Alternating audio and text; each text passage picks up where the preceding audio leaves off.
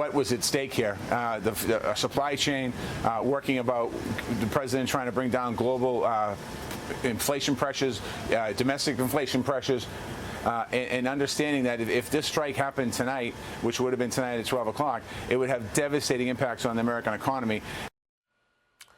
Yes, that was Labor Secretary Marty Walsh back in September expressing hope that there would not be a rail strike. Fast forward to the next 2 months, a nationwide strike is looming, and it could put the country's supply chain industry at risk ahead of the weekend's Black Friday shopping.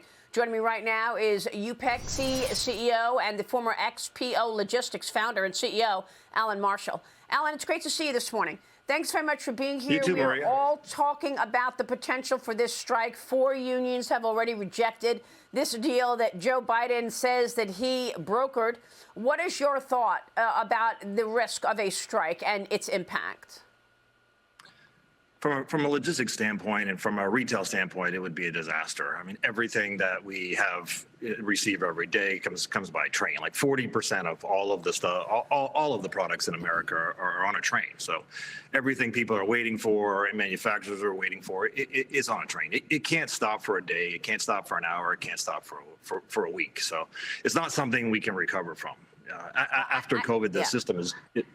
It's just catching up now. Like if we're really fighting inflation, 170,000 barrels a day are on a train. So we're releasing it from the strategic reserves, and then it's going to sit on a train. I just don't understand how we could be in this situation today. Well, I mean, I think the rail workers know this. I mean, they are aware of the leverage that they hold. It's not just things that are going cross-country in terms of products, but it's also perishable items, talking about food, natural gas. So, I mean, right now, we spoke with a number of union heads. They said one of the sticking points is sick pay. They want to be able to get paid for days that they have to call in sick. What if they get COVID? And that's not in it. Even though they have a 24% raise in that, tentative blueprint of a deal. What do you think about those items in that deal? Is this something that you think would stick? 24% raise with no sick pay, or do you think that the union, rail managers are going to cave? I mean, I think something's got to be done. Obviously, everyone's become more and more looking for more and more money, to keep up with inflation. So you're in this cycle of having to get more money to pay more money. I don't know how it ends. Certainly, the strike doesn't help, but no one knows what they're actually going to agree to. But hopefully, the grown-ups in the room and the administration can actually just act responsibly and try to get this settled. I mean, even having it on the news is not helpful for us today. It's not helpful for retailers. I mean, how do you plan for something like this?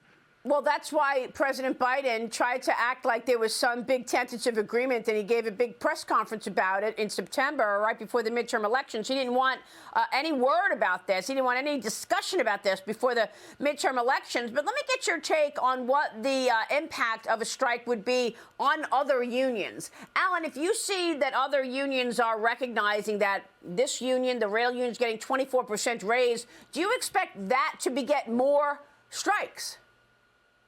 I mean, bad behavior promotes more bad behavior, correct? Like if they're able to leverage the U.S. economy the U.S. economy can't be used as a negotiating tool. I mean, it happens enough in Wall Street, with the debt ceiling and all the other things that politicians do. We can't be having the government trying to being held hostage, and we can't have the largest companies in the world being held hostage. So there's got to be a common sense that comes into place sooner or later.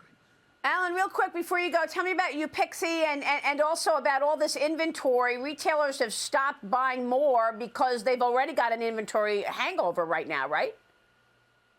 Yeah, I mean, everyone plans 6 months out, right? So they're planning all of these inventories for a great season, and then the Fed just put the brakes on the economy. So small percentages make a big difference to small retailers. And Upexi, we kind of foresaw this, and we keep our inventory really, really light. But and we're in a little different situation. We don't have to stock as much as everyone else does. As a growing company, we have more more room for maneuvering than the large companies. For them, I don't know what they're going to do with the overstock. Hopefully, just pass on those sales or big sales for retail. I mean, from the retailers to the consumers and give them a break. Yeah, well, congrats on that, on your time and innovation at Upexi. Allan, good to see you. Thanks very much. Allan Marshall joining us this morning. All right, have a happy Thanksgiving.